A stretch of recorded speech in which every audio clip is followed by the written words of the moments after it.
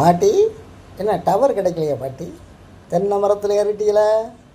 5Gக்கு மாறுங்கம்மா. 5G 6G 7G 8G 7G rainbow colony. Tower வச்சுருவோம்மா.